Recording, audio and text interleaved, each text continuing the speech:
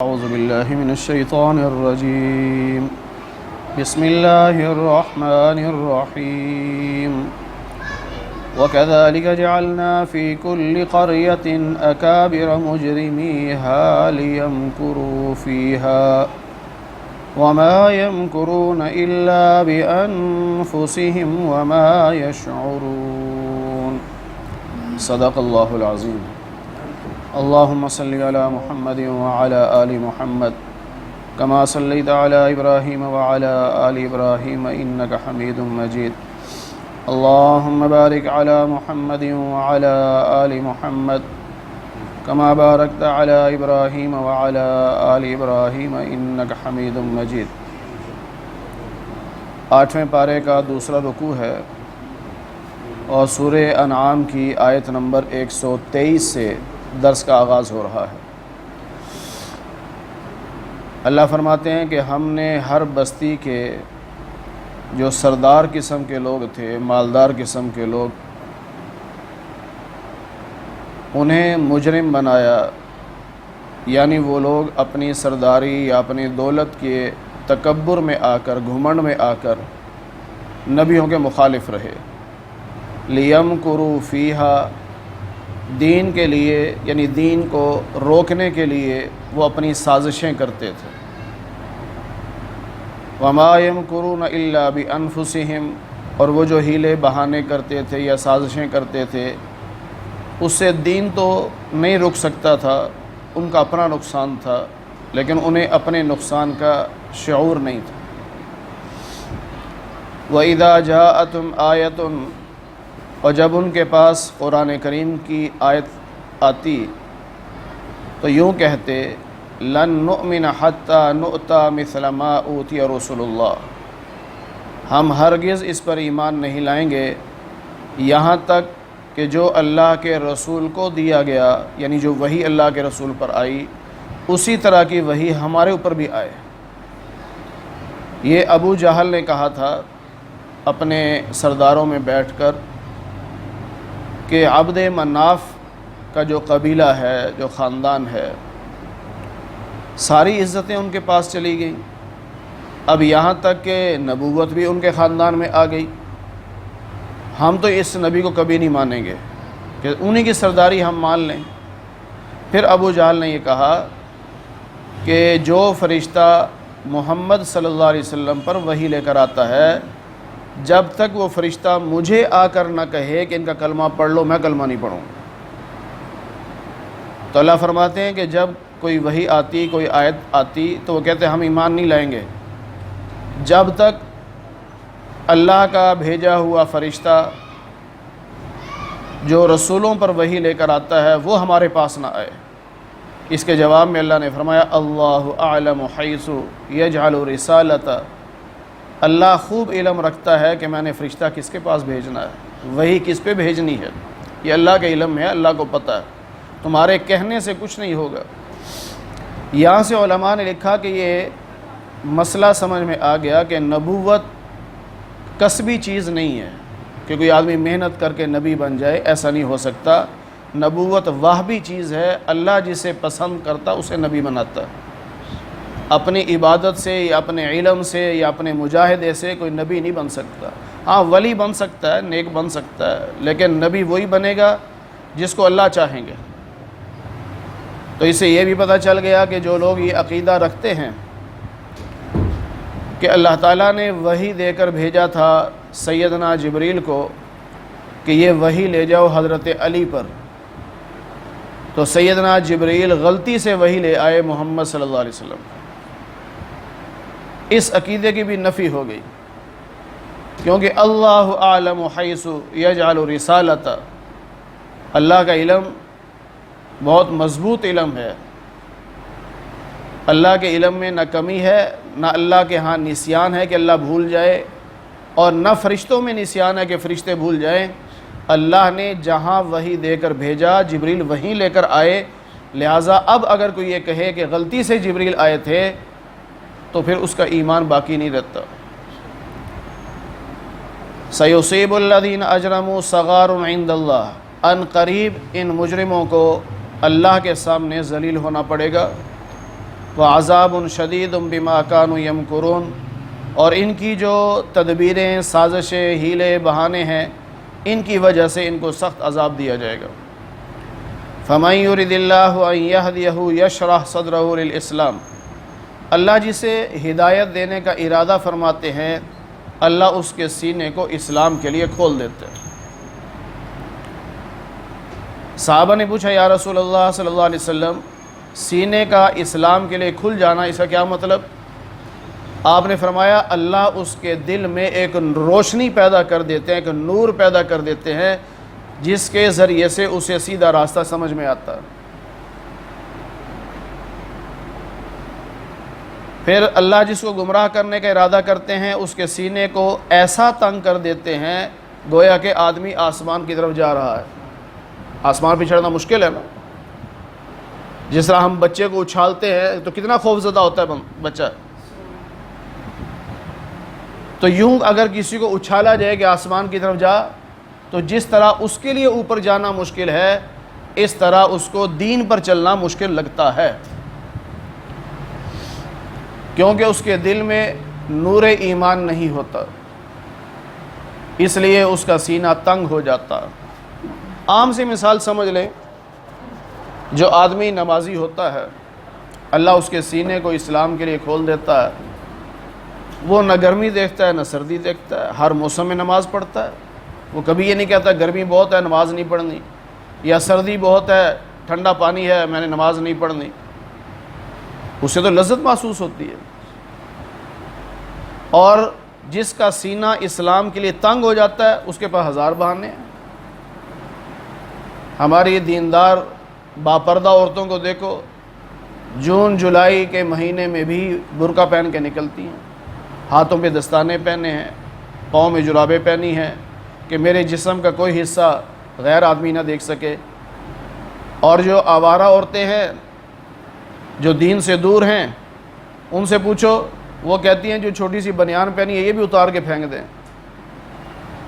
ہم سے تو یہ نہیں برداشت ہوتا۔ وہ الٹا ان کو کہتی ہیں تمہارا دم نہیں گھٹتا، تمہیں گرمی نہیں لگتی۔ اب ان دونوں چیزوں میں فرق کیا ہے؟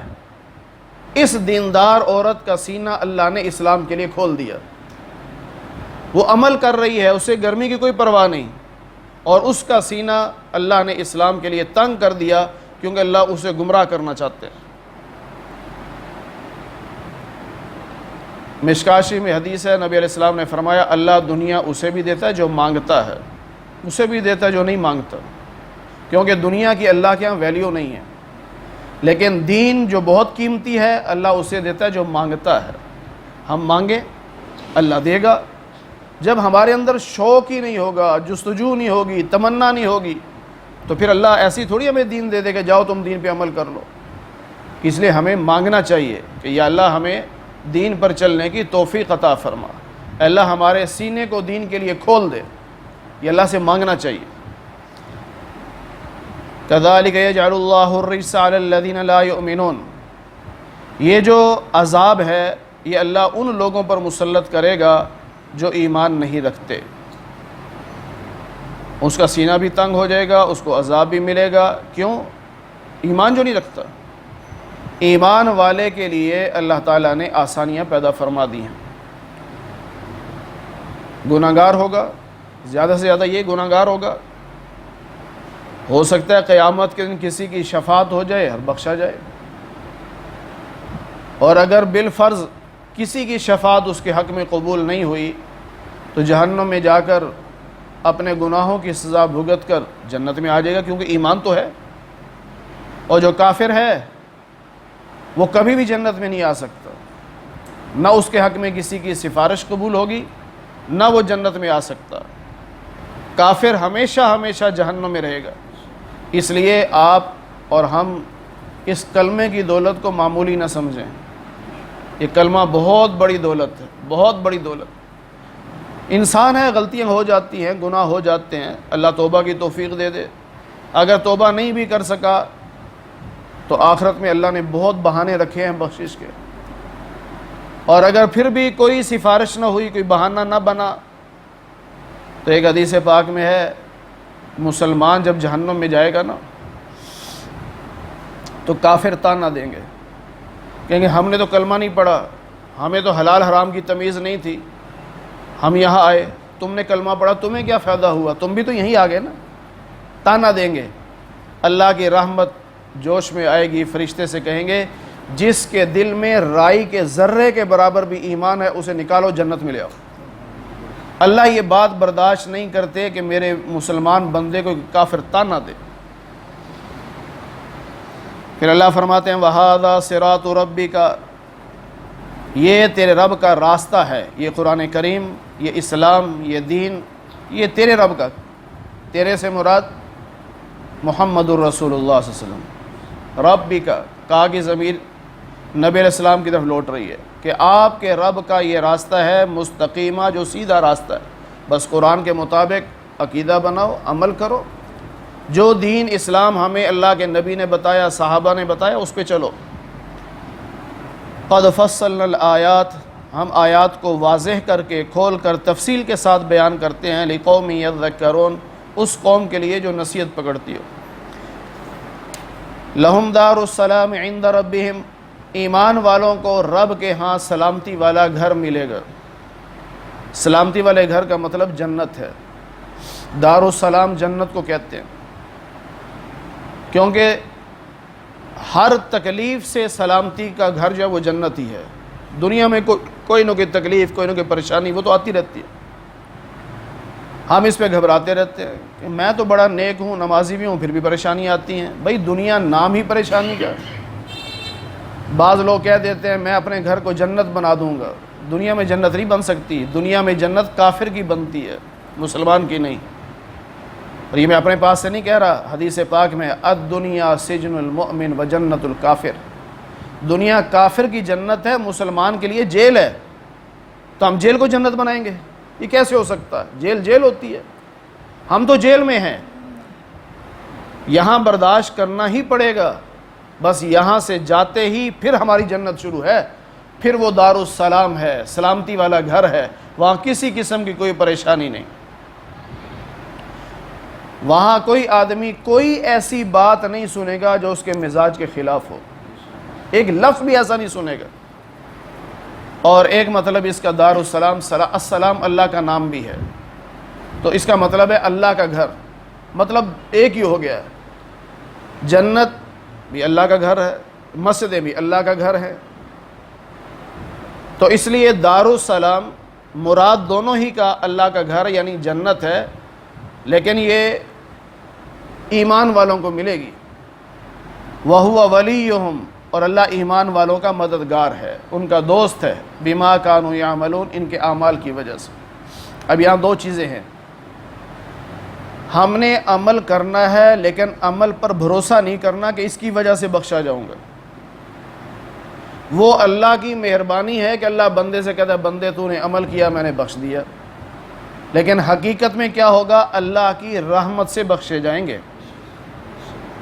اعمال کریں گے اللہ کا حکم سمجھ کر کہ میرے رب کا حکم ہے میں کر رہا ہوں، آگے اس کی مرضی ہے قبول کرے نہ کرے وہ تو اللہ کی مرضی ہے نا، لیکن میں عمل کروں گا کہ میرے خدا کا حکم ہے۔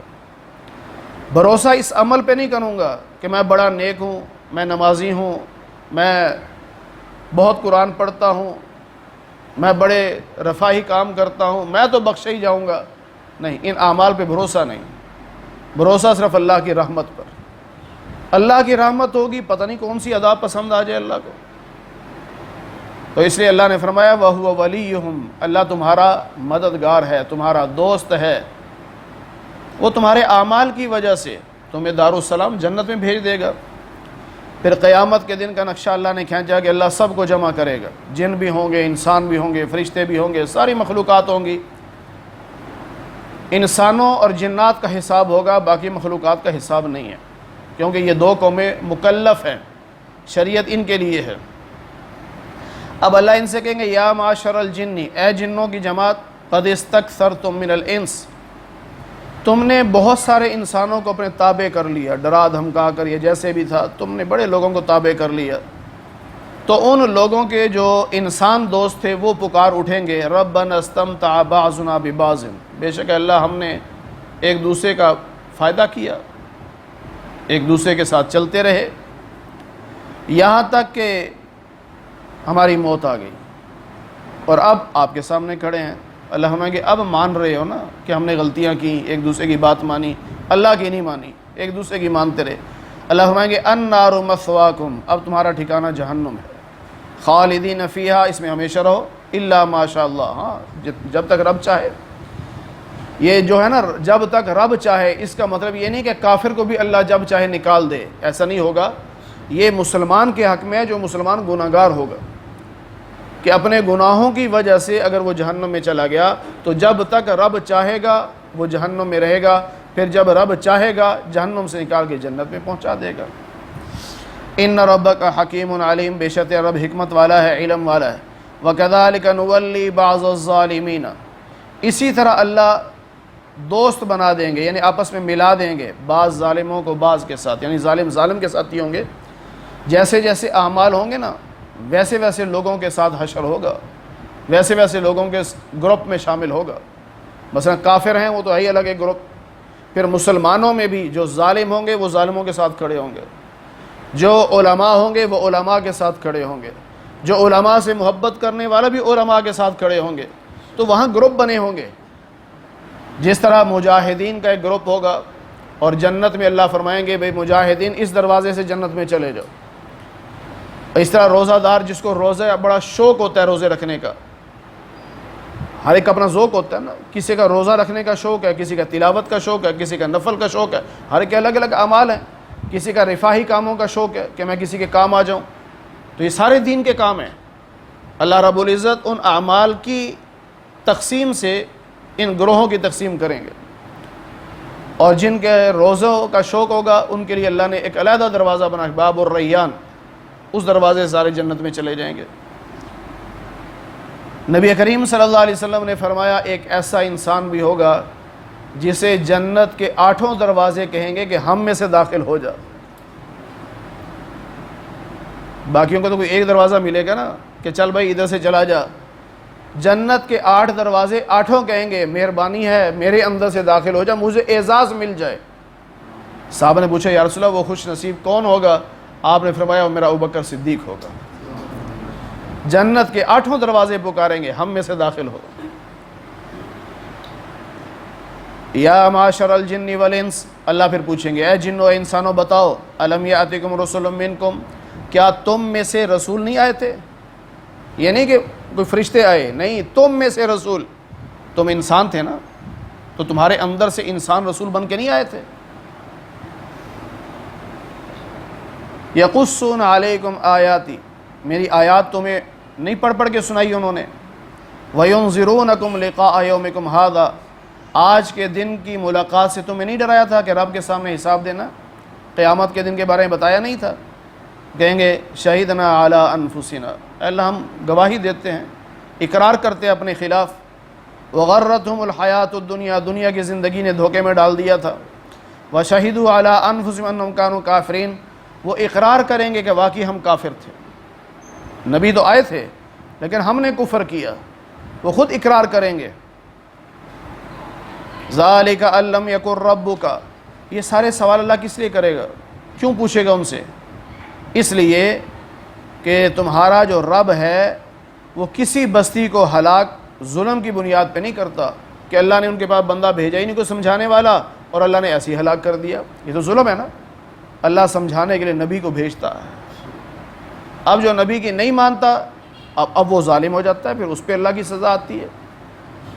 ہم میں سے کوئی بندہ یہ نہیں کہہ سکتا ہمیں سمجھانے والا کوئی نہیں آیا، اللہ نے نبی بھیجے، اب قیامت تک نبی نہیں آنا، اب اللہ نے علماء کی ذمہ داری لگائی، ان العلماء ورثۃ الانبیاء، علماء جو ہیں وہ انبیاء کے وارث ہیں، اب نبیوں والا کام یہ ان علماء نے کرنا ہے۔ اب جس کی مرضی ہے مان لے، جس کی مرضی ہے نہ مانے، دیتے رہو گالیاں، یہ تو قیامت کے دن پتہ چلے گا۔ لوگوں نے نبیوں کو گالیاں دیں، اس دور میں علماء کو لوگ گالیاں دیتے ہیں، لیکن قیامت کے دن جب پوچھا جائے گا پھر پتہ چلے گا۔ تو اللہ ظلم کے ذریعے سے کسی کو ہلاک نہیں کرتا کہ وہاں کے لوگ غافل ہوں، انہیں پتہ بھی نہ ہو، ان کو سمجھایا بھی نہ گیا ہو اور اللہ کا عذاب آ جائے، ایسا نہیں ہوتا۔ وَلِكُلٍّ دَرَجَاتٌ مِّمَّا عَمِلُوا، ہر ایک کے اعمال کے مطابق درجات ہیں۔ وَمَا رَبُّكَ بِغَافِلٍ عَمَّا يَعْمَلُونَ، تمہارا رب ان لوگوں کے اعمال سے غافل نہیں ہے کہ اللہ کو پتہ ہی نہیں ہے کیا کرتا ہے۔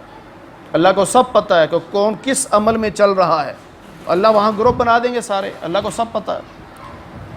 وَرَبُّكَ الْغَنِيُّ ذُو الرَّحْمَةِ، یہ آیت کا ٹکڑا جو ہے نا، یہ ہمیں دو سبق دیتا ہے، دو سبق۔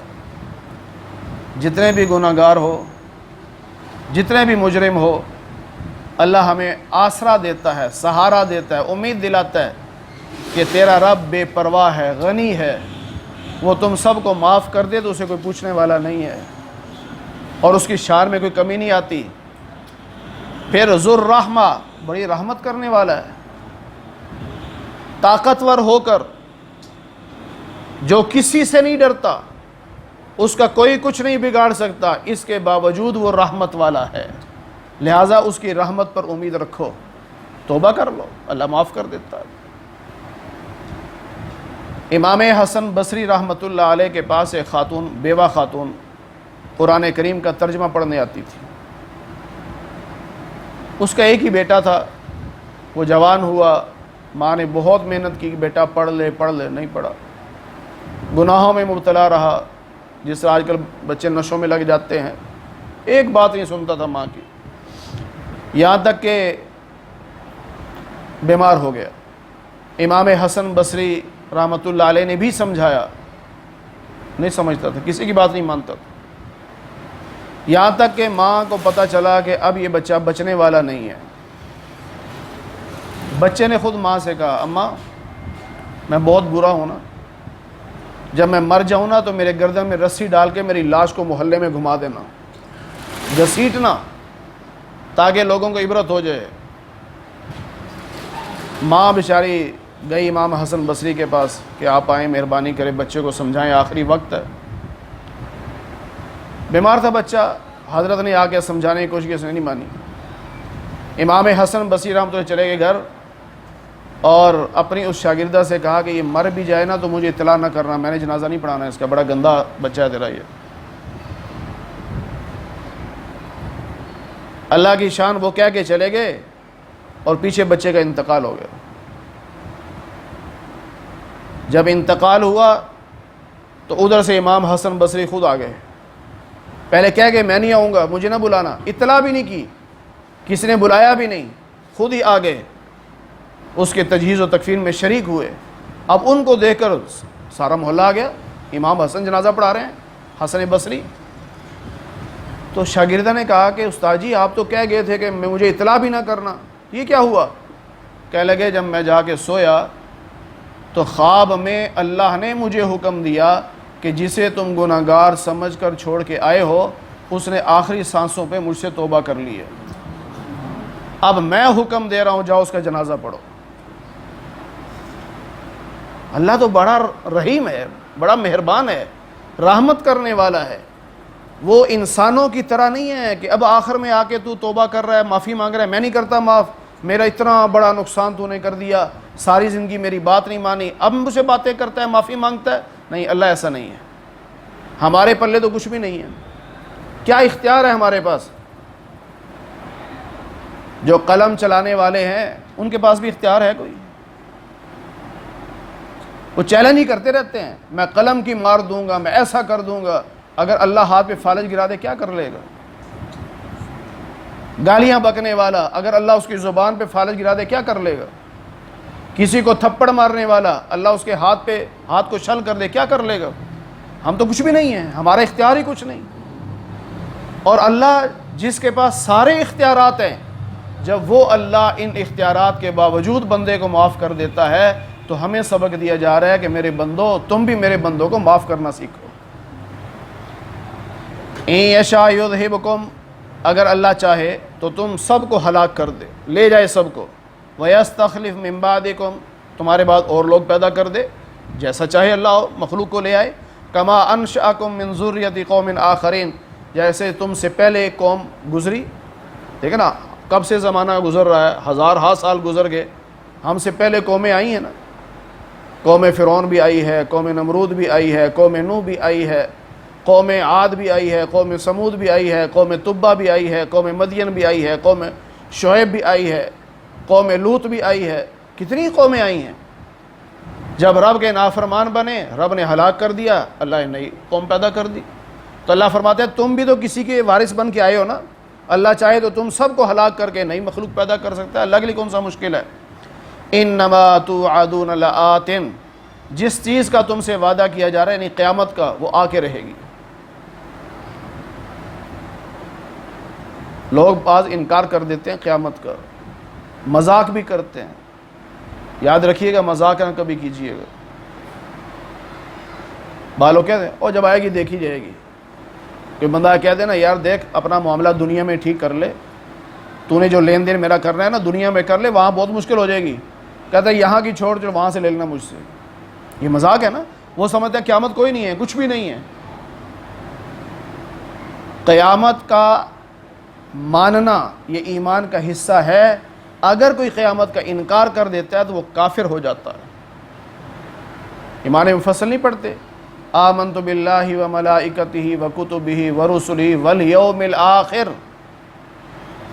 اس سے مراد قیامت کا دن ہے۔ قیامت کے دن پر ایمان لانا کہ قیامت آئے گی، سب نے زندہ ہونا ہے، اللہ کے سامنے پیش ہونا ہے، حساب کتاب ہوگا، یہ ایمان لانا ضروری ہے۔ جو اس پر ایمان نہیں لاتا وہ مسلمان نہیں ہوتا۔ اس لیے کبھی قیامت کا مذاق نہیں اڑانا چاہیے، توبہ کرنی چاہیے، اللہ سے معافی مانگنی چاہیے۔ کوئی بندہ بھی اگر کہہ دے نا، کوئی قیامت کے بارے میں ذکر کرے، ان کا بھائی میں ڈرتا ہوں قیامت سے، دعا کرو یہی معاملہ ٹھیک ہو جائے، وہاں کون ٹھیک کر سکتا ہے؟ اللہ فرماتے ہیں کہ جس کا تم سے وعدہ کیا جا رہا ہے وہ ہر حال میں آئے گی، یعنی قیامت۔ وما انتم بمعجزین، اور تم کوئی اللہ کو عاجز تو نہیں کر سکتے کہ تم سارے اکٹھے ہو کر ایسا احتجاج کرو کہ اللہ نعوذ باللہ کرسی سے اتر جائے گا، یا اللہ تمہارا کچھ نہیں کر سکے گا۔ ساری کائنات اکٹھی ہو جائے، رب کے اختیارات میں سے ایک ذرے کے برابر بھی اختیارات میں کمی نہیں لا سکتے، کچھ بھی نہیں کر سکتے۔ تو اس لیے قیامت آ کے رہے گی۔ قل، اے نبی آپ ان سے فرما دیجئے، اے میری قوم، اعملوا علی مکانتکم، میرا کام تبلیغ ہے، سمجھانا ہے، اب تم اپنے عمل کرو، میں اپنے کر رہا ہوں۔ فسوف تعلمون، عن قریب تمہیں پتہ چل جائے گا، من تکون لہ عاقبۃ الدار، کہ اصل میں آخرت کا گھر یعنی اچھا انجام جنت کس کی ہے، یہ بہت جلد پتہ چل جائے گا۔ ابھی تو لوگ گالیاں نکالتے ہیں نا، مولوی یوں کرتے ہیں، مولوی یوں کرتے ہیں، مولوی یوں کرتے ہیں، کہتے رہو، یہ تو قیامت کے دن جا کے پتہ چلے گا نا، جب مولویوں کی عزت اور بلندیاں ان کی دیکھو گے، اس وقت شرمندہ ہوں گے، ہائے ہم کیا کرتے رہے، ہم علماء کے خلاف بولتے رہے۔ یہ تو وہاں پتہ چلے گا نا، یہاں تھوڑی پتہ چلتا ہے۔ اگر ہمارے ملک کا صدر کسی دوسرے ملک میں چلا جائے، وہاں کے لوگ گالیاں دیتے رہیں، تو یہ بیچارہ وہاں کا صدر تو نہیں ہے نا، وہاں تو بے اختیار ہے۔ یہ وہاں کی حکومت اس کی محبت میں ایکشن لے لے تو الگ بات ہے، ورنہ یہ وہاں کا صدر تو نہیں ہے نا، بے اختیار ہے۔ لیکن یہ کیا کہتا ہے، میرے ملک میں آ کے دیکھو پھر پتہ چلے گا میری عزت کتنی ہے، میری شان کیا ہے، میرے اختیار کیا ہے۔ بالکل اسی طرح اس دنیا میں جو مرضی گالیاں دیتے رہو، پتہ تو علماء کی شان کا قیامت کے دن چلے گا۔ بہت اللہ والوں کے جملے ہیں، کئیوں کے ہیں، کہ جس نے علماء کا بغض دل میں رکھا اس کا خاتمہ ایمان پہ نہیں ہوتا، اس کا خاتمہ ایمان پہ نہیں ہوتا۔ اور بعض اللہ والوں نے فرمایا کہ جو علماء سے بغض رکھتا ہے، نفرت رکھتا ہے، اس کی قبر کھود کے دیکھ لو، اس کا رخ قبلہ کی طرف نہیں ہوگا، پھیر دیا جاتا ہے۔ یہ تو یہ چھوٹی چھوٹی دنیا کی سزائیں اللہ دکھاتے ہیں۔ اس لیے کبھی بھی علماء کے خلاف نہ سوچنا، یہ نبیوں کے وارث ہیں۔ اگر یہ غلط بھی ہیں تو اللہ جانے اور یہ جانے، ہمیں کس نے اختیار دیا؟ ہمیں تو یہ حکم ہے کہ تم ان کے علم کی وجہ سے ان کی قدر کرو، بس، باقی ان کے معاملات اللہ کے ساتھ ہیں۔ اِنَّهُ لَا يُفْلِحُ الظَّالِمُونَ، اس بات کو یاد رکھو، ظالم کبھی فلاح نہیں پاتا، ظالم کامیاب نہیں ہوتا۔ کامیاب وہی ہوگا جو اللہ اس کے رسول کا فرما بردار ہوگا۔ ظالم سے مراد مشرک بھی ہو سکتا ہے، کیونکہ شرک ظلم ہے، اور ظالم سے مراد اللہ اور اس کے رسول کا نافرمان بھی ہو سکتا ہے۔ اور فلاح کا معنی ہوتا ہے جنت میں پہنچ جانا۔ یہ جو مؤذن ہر اذان میں 2 دفعہ کہتا ہے نا حی علی الفلاح، تو فلاح کسے کہتے ہیں کہ جو جہنم سے بچ جائے جنت میں چلا جائے، اسے فلاح کہتے ہیں۔